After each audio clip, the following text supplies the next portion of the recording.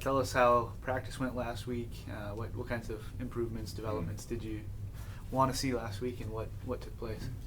We wanted to see all the fundamentals that we rely on throughout the whole season sharpened up. We want to see our players refocus themselves to what is the process of winning, and that was part of the deal with last week. I thought our guys did a great job. We also have to focus on getting some guys healed up too, so we made sure we did that. So all in all, we had a pretty fast-paced, spirited practices, kept them on the field on Wednesday and Thursday, and then gave them a longer weekend, so our guys should be back refreshed, ready to go. And then talk about from your perspective, do you see a difference, a change in a regular season practice to once you hit the postseason and you get some postseason practice? Is there a change? I think if I'm reflecting to the previous times that I have been in the playoffs, coaching the playoffs, there seems that there's a tone of awareness that comes over the players, where you understand that this very well could be your last Monday practice, it could be your last Tuesday practice, but you don't operate under this dark shadow that makes you go, oh no, this could be it. It's a celebration. It's a heightened sense of that. There's some ramifications of it. This football could be over, but in all that, you want to have fun this week, and we will have fun. It's been great, and our guys play faster, enjoying each other, and I think what you do is you savor all the things from the redundant, or the drills that are constantly repetitive, that everyday drills that some players during the middle of the season be like, oh, this is a grind.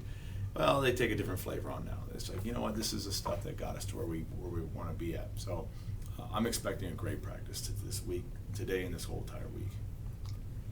Have you had a chance to see the film on Ottawa, and just what do you kind of feel is their strengths, what they do? Ottawa is, I think, obviously being a league champion on any level is a hard thing to do, and they've run 9 straight games winning. And so they've obviously learned from what you want to do from the earlier losses. They did a great job of that.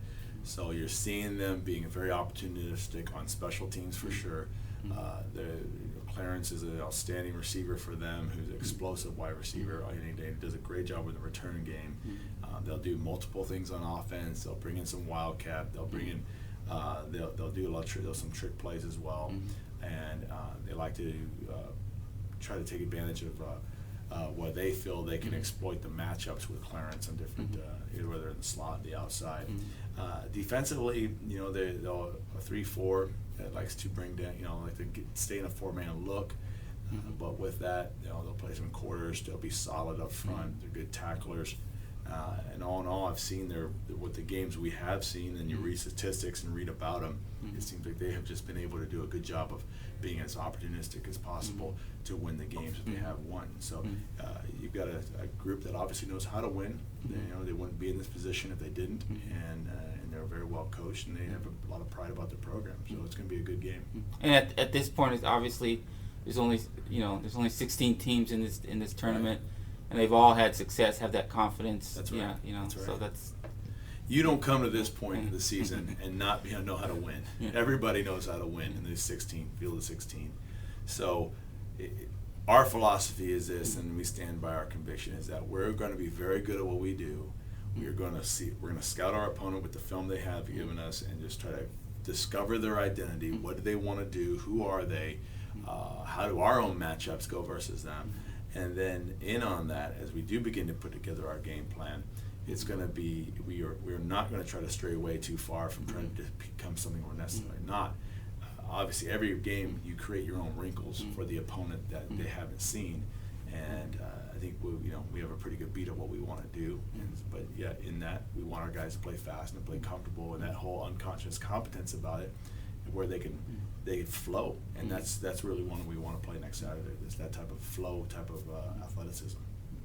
Can you talk a little about your quarterback, John Van Rot, and just what?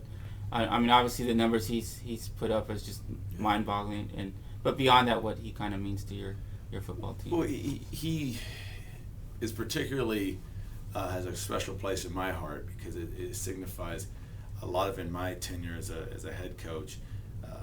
The growth, number one, the vision that we had when we started, we took over the reins, the vision we had for the type of offense we want to become, the type of defense we want to become, the type of collective culture we want to have. John comes in at a time when we were a lot further down the hill, and we were going with a younger, freshman-oriented group. John comes in, buys into it wholeheartedly, and his incredible strength of spirit became infectious to where going through all those lean years that we had, John was a backbone, a part of it. He's a quiet leader, but he's a confident young man, and I think he always got the perspective of the big picture of what we're trying to do. And so with him being, coming to the end of his career, his time here at APU, it's more than football. It signifies just a real pillar of the type of outstanding program we do have. He's one of those founding members that we were able to build off the great traditions that was already established here with Coach Milhan, Vic Shealy, Pete Shinnick. They did an outstanding job, but to transition us to this new era of Division II football, John's going to be forever, I believe, one of those guys signifying that's the type of athlete that took us to that next level. And I would think the way his kind of career evolved, the fact that you had some injuries when he was a freshman, he got to play, and just gain all that experience to now he's arguably the top quarterback in your division. Well, the plan was originally to redshirt him, so just to think if we could have him for one more year, that would have been outstanding. But it worked out. It all worked out for him, and he did a great job to see him every year get better. And that's the type of philosophy and culture we have, is that a bunch of young men who are going to keep working hard and keep growing. As long as we keep taking that growth mindset, this program is the sky's the limit. If we ever try to exist in winning and losing, that's when this foundation is going to start crumbling away. We don't exist in winning and losing. We exist in a growth mindset that we're going to continue to be our very best every single day when we wake up. And so that's the focus we have here, and we're excited about it. Now, is there a thought on the team itself? I mean, going back to last year, that was it. The way you played Carroll tougher than anyone in the rest of the playoffs played them, and to lose that game, and then you kind of worked all year to get back to this point. It goes back to this, is that you when you play Carroll, who obviously was the best team last year, and they're arguably one of the a dynasty sort of program, and when you play them, you learn a lot about yourself, of what you need to keep growing to get better, and then you also learn about how they do things. I have a tremendous respect for Mike Van Diest, the whole entire Carroll program, what they've done, not only on the field, but within the community, within the facility-wise. So you look at that and you stand back and say, okay, I'm going to learn from it and say, what did they do well? And I think we've made a really good jump this year in taking those lessons, like out of the playoff Carroll game, and then a lot of the other lessons have added together to say we are a much better team this year than even last year. How do you manage all the distractions of you play a road game last year and you kind of get to focus on football.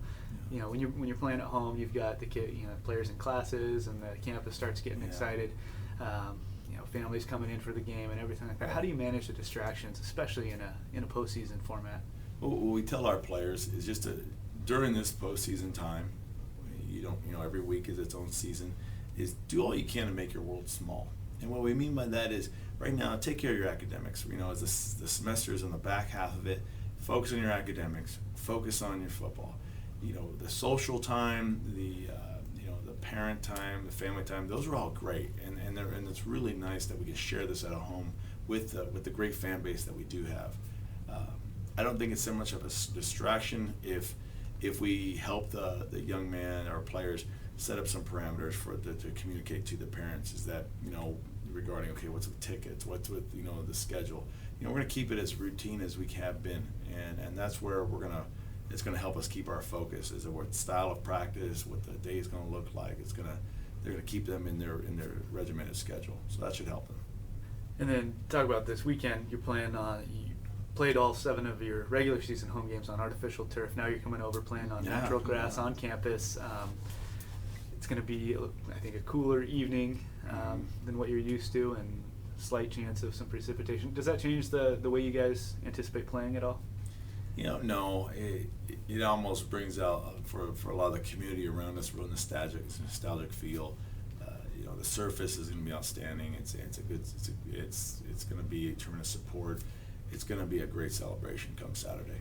So, does it change a little bit of the routine that the players are used to? They take a feel for pregame, yes, but I think it's not. We're not going to a field that we don't already have a familiarity with, and so to be on a field that currently we've been using as our practice field, and it's going to be dressed up and look great, outstanding.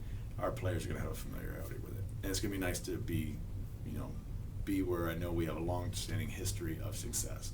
Mm-hmm. And then talk about Ottawa. You guys have played a common opponent this year, so you've seen a little bit of a team from that conference, and right. then you guys played that common opponent in back-to-back weeks. Do you draw anything from comparing what you saw against McPherson? Can you do that? Can you make comparisons based on a common opponent? You can, you can't, because every game has its own circumstances that pertain to that game. I mean, for instance, when they played McPherson, there was 40-mile-an-hour winds, so that changes. So what you see on the tape is a kicking game that's all over the board, but what you do look at it is you say, okay, I want to see some matchups. We know what that person looked like, that athlete looked like in person. We're firsthand knowledge. So then, okay, how did that athlete match up versus the athlete you see on tape? So as you're strategizing for your game plan, that does help us in some ways to say, okay, I see what he can do versus this other opponent we're going to play. But even though that has its limits, you don't want to create a whole game plan out of what that is, because, like I said, it's a snapshot when they play APU, and now it's another snapshot when they play Ottawa, when Ottawa played McPherson. So, but we'll get everything ready to go, and it does help just to have tape, period.